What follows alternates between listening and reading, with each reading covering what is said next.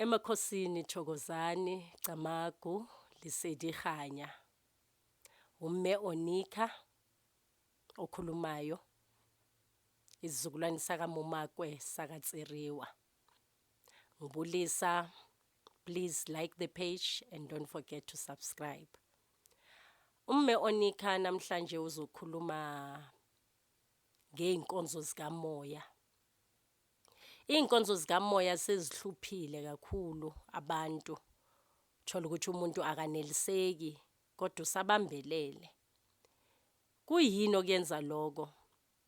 Yabona ingelosi yakho mayengazange ivumelane nawe ngenkonzo ingenayo kuba yiproblem because of uzowahamba amasonto wahambe nalelo kulo kodwa uzizwe ukuthi awufinyeleli. Number 1 inkonzo zikamoya sezijikile kakhulu. Sezikwisimanje manje concept. Uthola kuhamba ngama stockings, ama eyelash, ama nails, kuyabona. And that thing really ayithi ithatha i-shift ingelosi ngisho njalo ayi-shift ingelosi ngempela kodwa kuba ne disturbance during into zikamoya. Thola ukuthi manje kuperforma a ritual kuwena yokuthi i-deliverance kuba ne disturbance. Number 1 singabantu bamanzi. Uma ukhuluma ngobuprofeti nobuthandazeli kunamanzi involved. By the time uthelwa ngamanzi ebusweni already le chemical yama eyelash already nawo amazipho kukhona le ingelosi ezizochamuka ngokusangana ukuthi manje uzidonsa donsa inwele. So that thing nje i-turn off ingelosini. Kubuye futhi inkonzo zinama commitment. Uyozithola isipho sakho sikamoya sidelayeka. You'll be delayed because of kunemingcwabo, izifo. Kubuye futhi kube nama event emasontweni whereby kuyamiswa kuthatha isikhathi eside. And one important thing, not yonke ingelosi ifakwe ebhafini. Amabhafu, not yonke ingelosi ibelonga epostoli. It's a wrong concept because of uhambela ingelosi yakho phambili. Abantu they choose inkonzo zikamoya thinking ukuthi bazochacha. Hey ngizambile kanti bengithwasa nakhona akusinto embi. Ngihambile ipostoli ngihamba iziyoni ngahamba konke. Hence I've explained to previous video.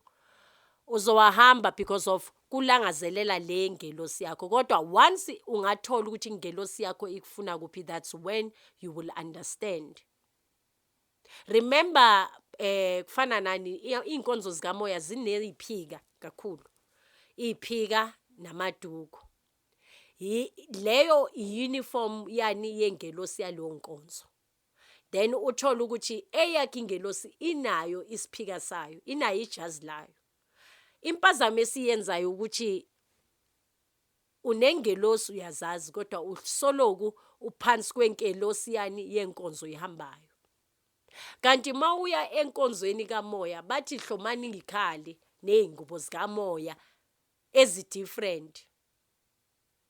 Ungabi stereotype confuse into eyenzwa umunye into ekhona. That is the problem ngama South Africans. They want is pure the usual things.